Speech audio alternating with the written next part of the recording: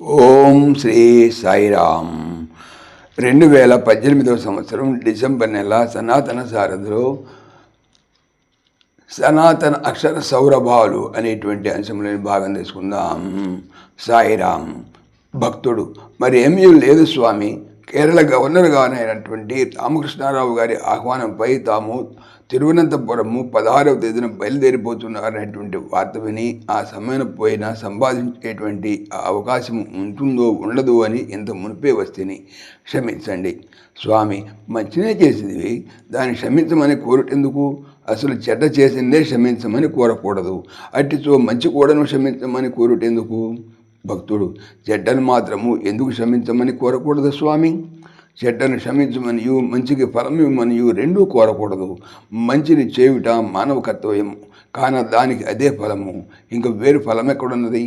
అందులో ఆనందమే నీకు ఫలము. ఇంకా చెడ్డను చేయుట మానవ కర్తవ్యమునకు వ్యతిరేకము. అట్టి దాన్ని చేయనీక చేసిన దాన్ని తెలుసుకొని పశ్చాత్తాపడి మరొక తూరి అట్టివి చేయకుండా మెలంగునటి తెలివిని ఇవ్వమని, తెలివితో పాటు వివేకమును ప్రసాదించమని కోరవలను. దానిపై శిక్షించుట, రక్షించుట, క్షమించుట, సరిచేయుట అతని అనుగ్రహం ఉన్నది.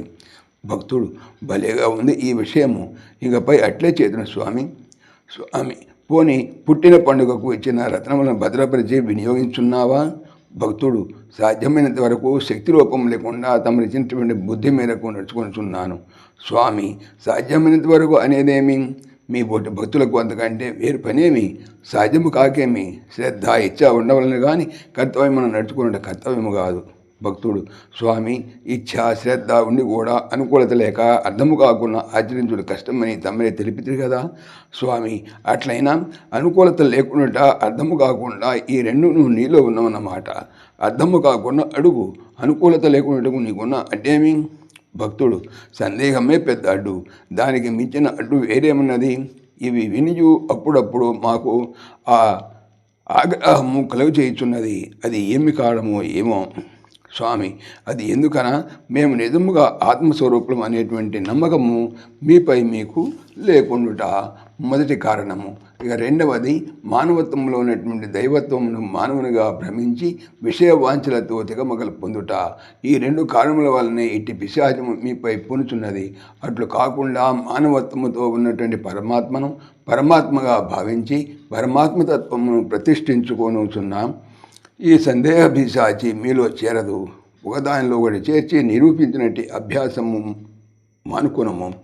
భక్తుడు అదిగో అర్థము కాని పదములు తమ్ముడు అప్పుడప్పుడు సెలవిచ్చుచుందరు, వానితో మరింత తికమక కలుగుతుండను స్వామి. స్వామి, అర్థము కానివి నేనెన్నటికీ మీకు చెప్పను. మీకు అర్థం చేసుకునే శక్తి లేక అట్లు బాధపడుతురు. అసలు అట్టి పదముల అర్థములు మీరు తెలుసుకునవలనే సేవ నేను ఆ పదములను చేర్చుచుందను. ఇప్పుడు నేను చెప్పిన విషయంలో అర్థము కాని పదం ఏది? భక్తుడు ఏదో అధ్యాస అని అంటే ఏమి స్వామి? స్వామి, పిచ్చివాడా, అది తెలియదా? ఒక రూపము చూచి మరొక రూపముని భ్రమించుట, ఒక వస్తువులో మరొక వస్తువును నిరూపించుట. సాయిరామ్ సశేషం. ఓం శ్రీ సాయిరామ్. ఈ ఛానల్కి సంబంధించినటువంటి పూర్తి సమాచారము డిస్క్రిప్షన్లో చూడవచ్చును. సాయిరామ్.